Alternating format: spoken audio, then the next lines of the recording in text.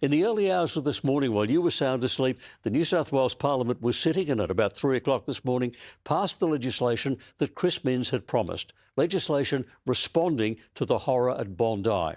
There's new gun control measures that he's introduced and new measures to control protesting and when and where it can be done. Let's take a look for a start at what the gun control measures actually cover. They cover a series of points. Firstly, they say that for any individual, they're only allowed to own 4 weapons. No more than 4 weapons for an individual. For a primary producer, that is for a farmer, they can own up to 10 weapons. Professional shooters can also own up to 10 weapons. And the owners of gun licences and guns must be Australian citizens.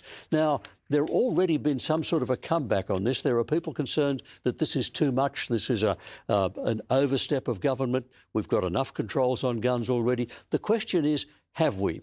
Now, Louise, let me start with you, because there is a state member of Parliament you've done some communications work for, Helen Dalton. She comes from Murray, and she's concerned that it's an overstep, isn't she? She is, and look, there's other regional MPs who feel the same way as Helen does. So I think Roy is a classic example of that. He's got the seat of Barwon, and he's got the biggest electorate in New South Wales. Helen's got the second biggest electorate. They have many thousands of responsible and licensed gun users and firearms experts in a way, and their view is that this is an overreach because it will impact how they actually do their farming and how they run their agricultural businesses.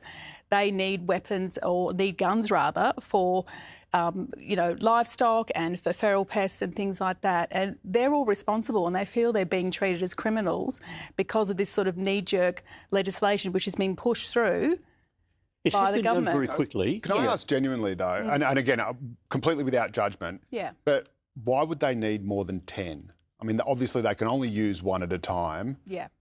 10 to me seems like more than enough for even a farmer to be able to euthanise. I think their point on that is some of these farmers and agricultural experts have more than one property, and you can't really transport weapons from property to property. So that's an issue as well. But also I think overarchingly that they feel they haven't been consulted. They feel this has been pushed through as a reaction to what happened in Bondi. And look, nobody wants people who are irresponsible holding weapons. Nobody wants that, particularly people in the regions don't want that at all. But they do feel they've been sort of sidelined, and this has been rushed through without proper consultation. I think that's probably fair. They haven't been consulted properly, have they? But I've got to... Don't be shocked, Joe, but I agree with you on this. Yeah, I can't get my head around it. Maybe I'm just hopelessly naive. My late father-in-law was a farmer.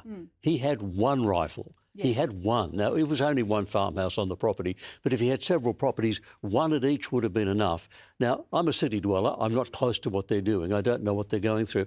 But I still can't understand. Joe's question is the right one. Why is 10 really onerous? It doesn't look onerous to us. But there's different firearms for different needs. So there's feral pests, there's, livestock management. There's lots of different reasons you may need different types of guns.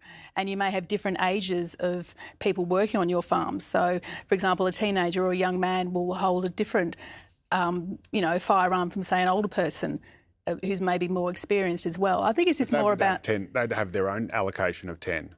Well, if you're looking at residences as well and farms, I just feel they feel they've been sidelined in this whole discussion.